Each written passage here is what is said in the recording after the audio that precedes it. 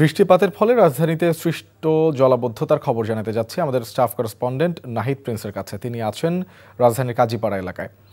নাহিদ, জলাবদ্ধতা কি এখনো আছে কিনা, মানুষের ভোগান্তি কেমন দেখছেন?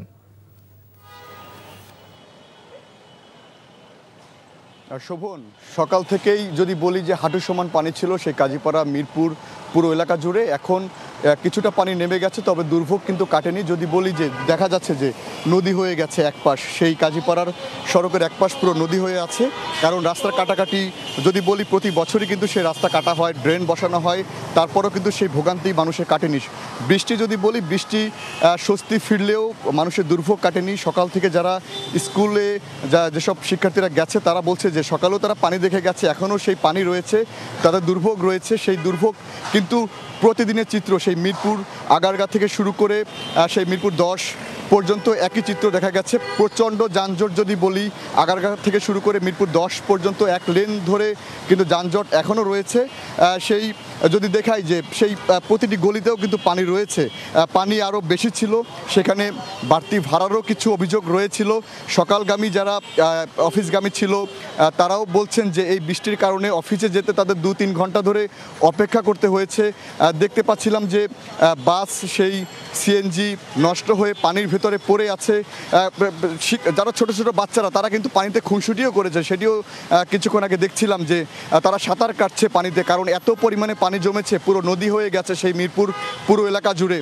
তো যদি এলাকাবাসীরা বলছে যদি সেগুলো দ্রুত বাস্তবায়ন না করা হয়, সেই কাটাকাটি যদি তাদের সমাধান হয়, তাহলে এই পানি আরও বাড়বে। যদি সেই প্রকল্প উন্নয়নের কাজ দ্রুত বাস্তবায়ন করা হয়, তাহলে হয়তো কিছুটা স্বস্তি ফিরবে এলাকাবাসীর এটাই আমাদেরকে বলেছেন। তো যদি বলি যে নদী হয়ে আছে পুরো কাজীপাড়া মিরপুর এলাকা জুড়ে। এই ছিল আমার কাছে রাজধানীর কাজীপাড়া এলাকা থেকে সর্বশেষ। শোভন, বান্ডেল থাকলে প্রতি সেনমানিতে টাকা বাঁচবে। বিকাশ সেনমানি বান্ডেল কিনে জিতুন প্রতি লেনদেনে। তুমি বার্গার লাগা ভালো দেখাবে, তাই তো? ঠিক আছে, ভালো দেখাবো। চলো চলো জান, মজা করি আমরা, জান। চলো চলো। আমি কি তোমার কাছে এইসব খাওয়ার জন্য থাকি? তুমি যে প্রত্যেকদিন রেস্টুরেন্টে যাও, হ্যাঁ, ইচ্ছা মতো খাওয়া দাওয়া করে সেলফি দিয়ে তুলো, মানুষের টাকা এরকম বুঝি না, আমি সবই বুঝি। খালি মানে একটা খালি বের করো বুঝে টাকা দিয়ে দিব। জীবনে তো একটা দিনও তো টাকা দাও না। হ্যাঁ, একদিন যে তুমি থাকো একটা হোস্টেলের মধ্যে, আমিও তো হোস্টেলে থাকি। তুমি যে হোস্টেলে একদিন পোলা পানি যে ঘোরাও, যে ফ্রেন্ড যাও নাকি, বুঝি না আমি সবই তো বুঝি। তুমি আমার কত বুঝো, তুমি কিচ্ছু বুঝো না। এই তুই হোস্টেলে চলো চলো। না, আমি যাব না। তুমি হোটেলে চলো আমার সাথে। না, আমি যাব না। এই তুই গেলে যাবি না, গেলে তুই ফোরেন যা, বাইরে তাহলে যা। আর চেষ্টা করে যাইছিস তুই, এক চেষ্টা আমার চেষ্টা কর। বাগান দে ফাউল জানি করেন কেন। আজকালকার মায়েরা পড়াইতে এত যে পের আমার হুদাই টাইম দেখাইলো। একদম ঠিক বলছেন। হ্যাঁ, আজকালকার দিনে হোটেল নিয়ে যে এত প্যারা, ভালোই লাগে না এত প্যারা লিখতে। তাই তো দেখলাম এতক্ষণ।